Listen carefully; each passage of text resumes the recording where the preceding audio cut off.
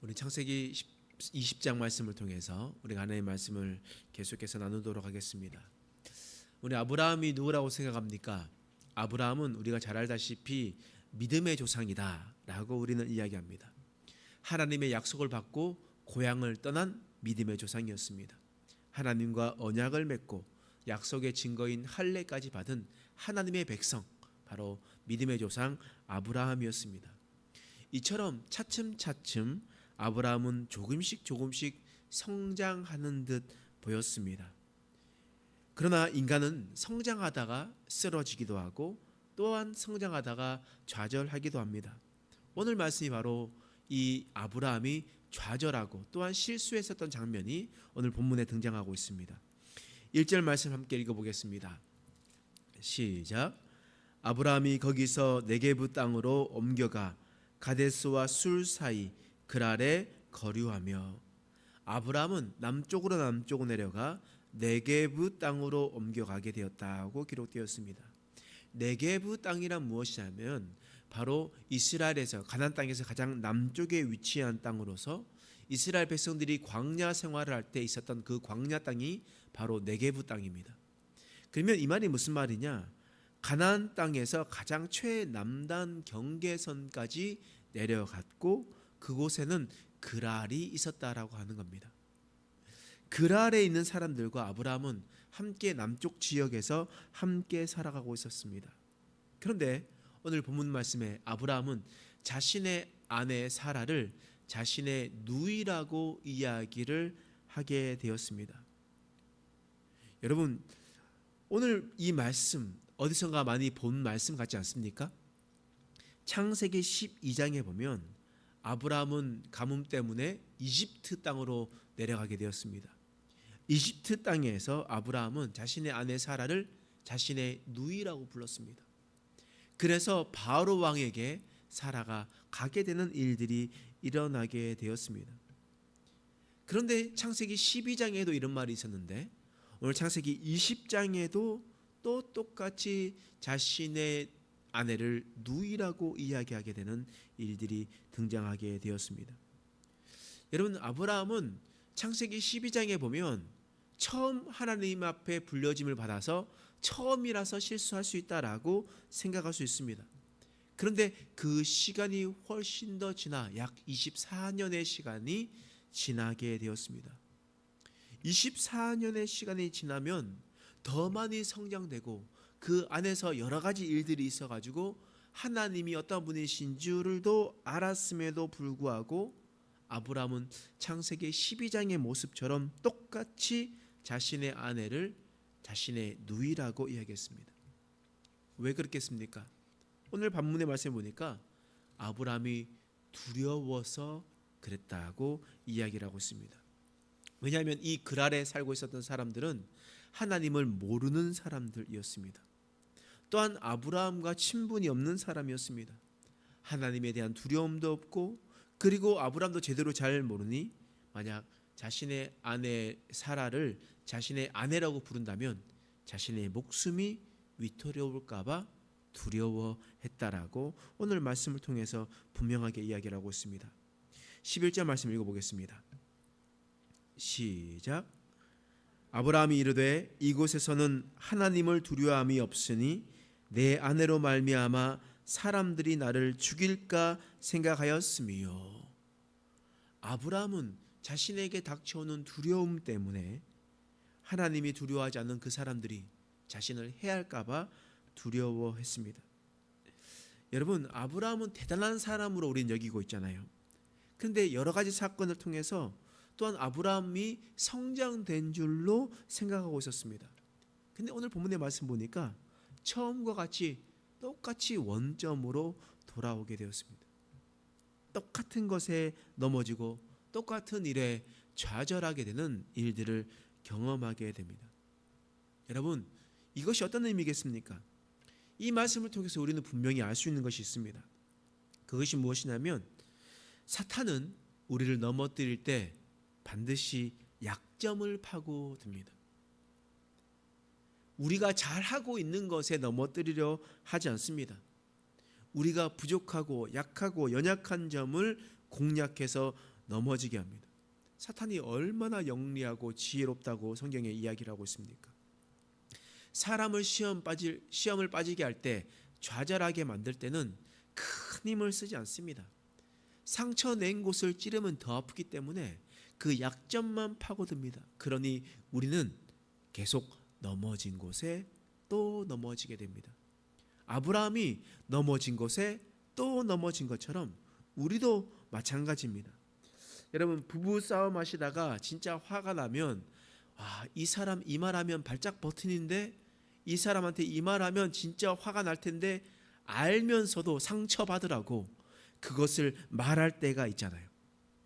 그래서 다른 것들은 이렇게 화가 나지도 않는데 이 남편, 이 아내한테는 이 말하면 이게 화가 나가지고 발작이 일어난다는 것을 알고 있기 때문에 일부러 상처 내려고 그 말들을 하게 됩니다.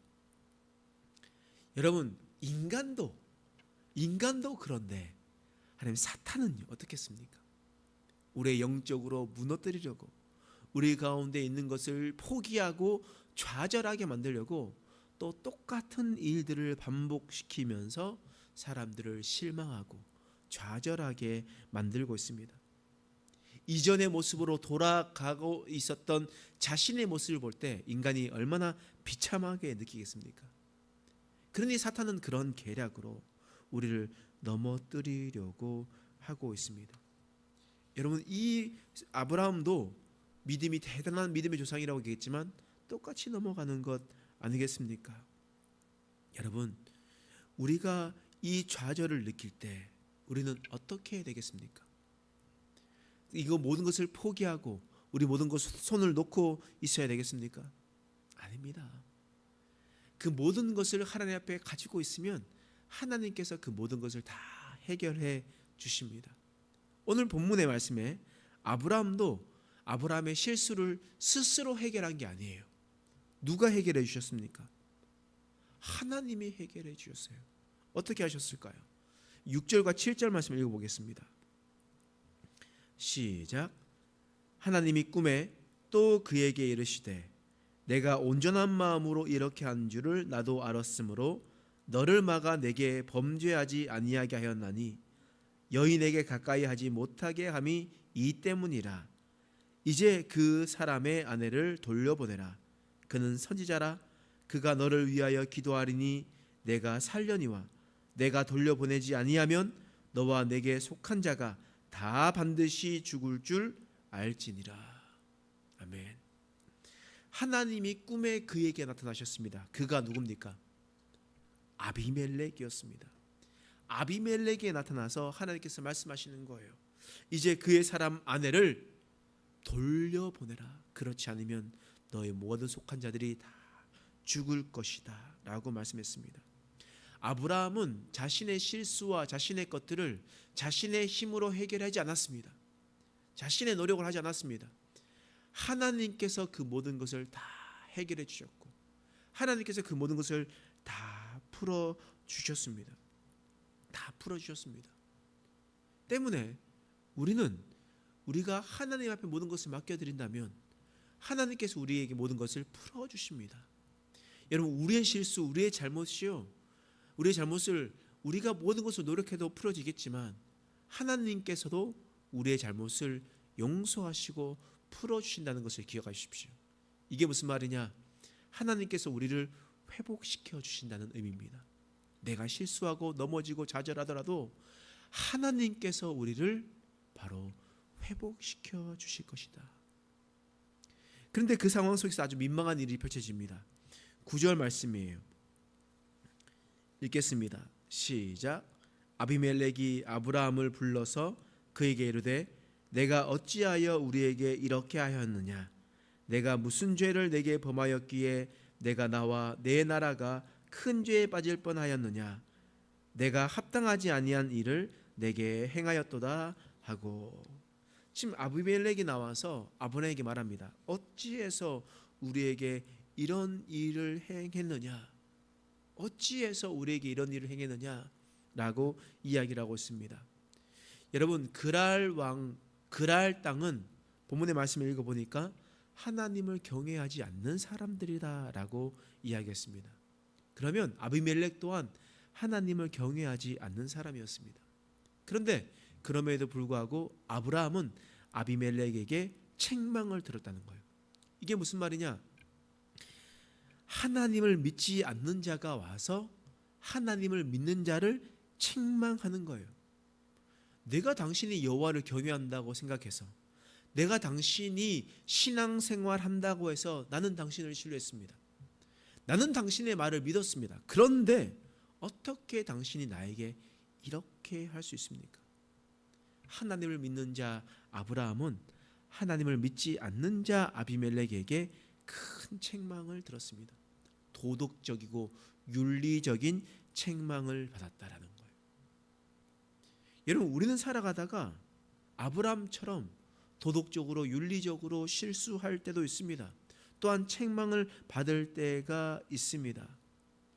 여러분, 그렇게 우리는 살아가는 인생들입니다. 우리는 다른 사람들보다 훨씬 더 차원 높은 도덕성으로, 차원 높은 윤리성으로 살아가야 합니다. 근데 어쩌다가는 또한 실수하다가 넘어질 때도 있습니다. 여러분, 그럴 때 우리는 어떻게 해야 되겠습니까?